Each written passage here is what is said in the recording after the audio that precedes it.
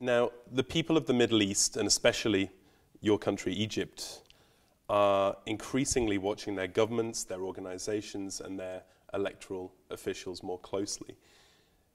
How has the discussion and the rhetoric around accountability changed in the past few years, in your view?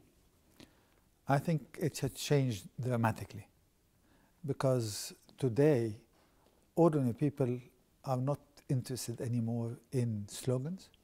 They're not interested in big talk. They want to see results on the ground. And they have become extremely forceful in trying to see how to force officials at local and national levels in all kinds of areas pertaining to their interests and to their services. So I think that this has been on the rise in many parts of the Middle East and the Arab world, because people are demanding their rights, and they feel that what they have received for a very long period of time is inadequate and is unacceptable and cannot continue. Now, the OIC, the Organization of Islamic Cooperation, has urged the UN and the international community at large to join the Arab nations in responding to the crisis in Syria that's still unfolding. What's your message from the OIC to the international community as they struggle to establish a coherent response and a set of refugee quotas, for example? What's the key call to action there? Well, the key call to action is, and has been for the last few years, is that we have to put more pressure to bear in order to achieve a political settlement. Because without a political settlement, the problem is not only continuing, but is exacerbating. So the problem is becoming bigger. And then, throughout the last few years, we have also tried to impress on our partners in different places around the world that this is not sustainable. The problem of refugees that is now coming to the doorsteps of Europe has been with us in the region for the last almost 5 years. With a country like Lebanon hosting around 1.5 million Syrians, a country like Jordan hosting 1.4 million, and so on. A country like Turkey hosting over 2 million people.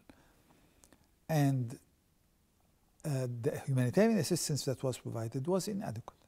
And we kept saying that this is inadequate. And if it continues like this, people will have no choice but to try to see whether there are better opportunities for a more decent life. And this is exactly what they have been doing. And they will continue to do so. And the problem will be much, much bigger.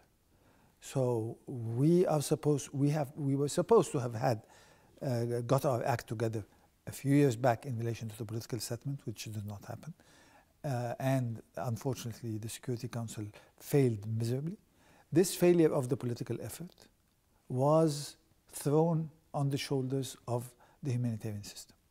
The humanitarian system, with all the effort that was done by the countries that I mentioned, the 5 major countries hosting refugees in the region are Turkey, Lebanon, Jordan, Iraq, and Egypt.